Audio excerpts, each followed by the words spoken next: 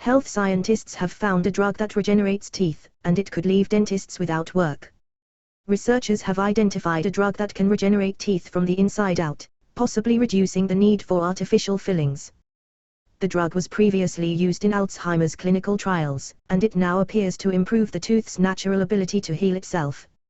It works by activating stem cells inside the tooth's pulp center, prompting the damaged area to regenerate the hard dentin material that makes up the majority of a tooth. The simplicity of our approach makes it ideal as a clinical dental product for the natural treatment of large cavities, by providing both pulp protection and restoring dentine, said lead author Paul Sharp from King's College London.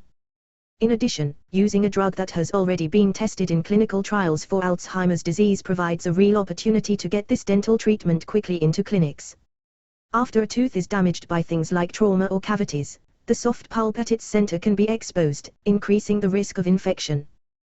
To prevent that, our bodies create a thin layer of dentin, the hard, calcified tissue that makes up the bulk of a tooth, which helps block outside material from making its way inside.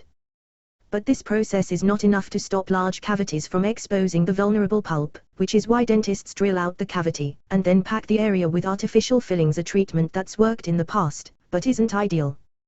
The tooth is not just a lump of mineral, it's got its own physiology. You're replacing a living tissue with an inert cement, Sharp told Hannah Devlin at The Guardian. Fillings work fine, but if the tooth can repair itself, surely, that's the best way. You're restoring all the vitality of the tooth. Sharp and his team found that they could use the Alzheimer's drug Tideglusib to stimulate the stem cells inside a tooth to actually create more dentin than usual, regenerating the whole structure without needing to add any foreign substance at all. In other words, no fillings. To figure this out, the researchers used Tideglusib on damaged teeth in mice to see how it promoted stem cell activation. The drug was applied to the cavity using a biodegradable collage sponge soaked in Tideglusib molecules, and then everything was sealed up inside. After several weeks, the team saw that the collage sponge had degraded, and the teeth had regenerated enough dentin to fill the gap. The process itself is very similar to a normal cavity filling, but instead of putting in an artificial filler, doctors are encouraging the growth of natural dentin, leading to healthier teeth in the long run. Dentistry is not only about filling and drilling, but also about keeping the teeth healthy, oral cell biologist Ben Shiv from the University of Birmingham in the UK, who was not involved with the study, told The Guardian. Especially since it's an accessible and cheap treatment, I can imagine this being used in the clinic. Considering the technique has so far only been tested in mice, there's a lot more research to be done to confirm if the results can be replicated in humans, so we can't get ahead of ourselves just yet.